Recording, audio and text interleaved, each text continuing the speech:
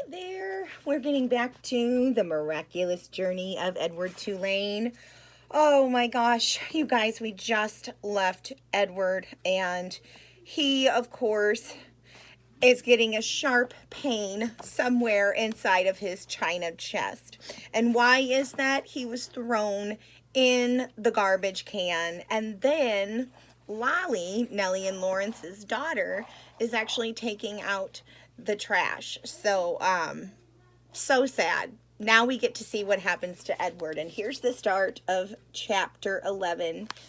Gosh, you can see it looks like he is resting at the top of a pile of garbage. Now, I keep saying he, but remember, his name was Susanna with Nellie and Lawrence. First sentence, here we go, chapter 11. Edward ended up at the dump.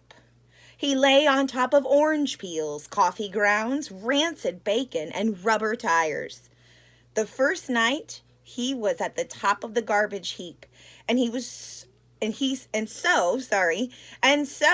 he was able to look up at the stars and find comfort in their light.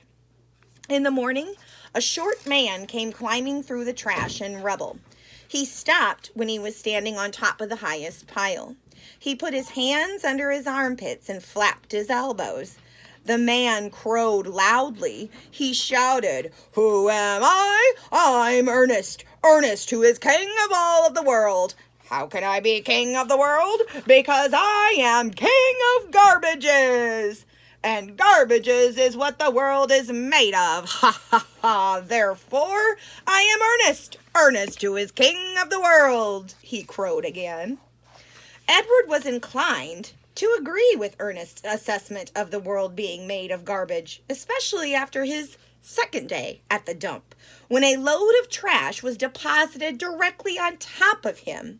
He laid there, buried alive. He could not see the sky. He could not see the stars. He could see nothing.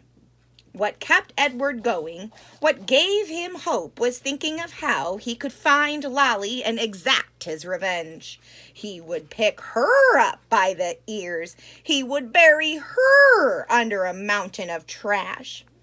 But after almost 40 days and nights had passed, the weight and the smell of the garbage above and below him clouded Edward's thoughts, and soon he gave up thinking about revenge and gave in to despair.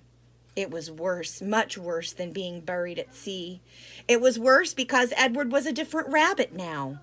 He couldn't say how he was different. He just knew that he was. He remembered again Pellegrina's story about the princess who had loved nobody. The witch turned her into a warthog because she loved nobody. He understood that now. He heard Pellegrina say, "You disappoint me."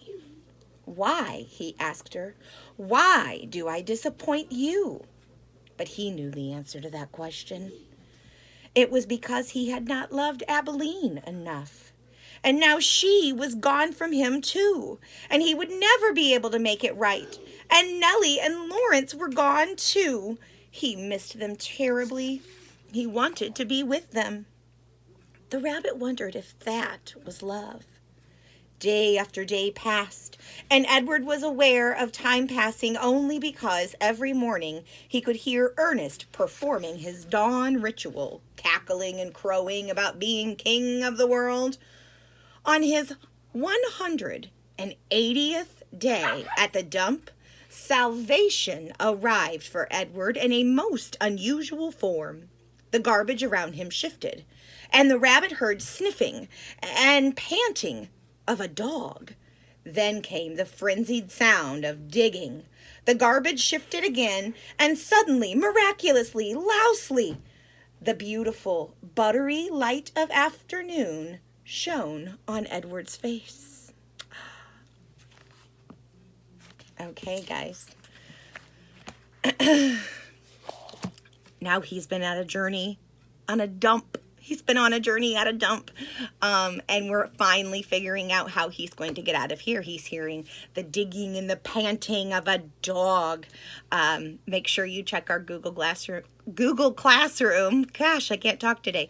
Our Google Classroom for your Chapter 11 assignment. Okay? I'll see you next time.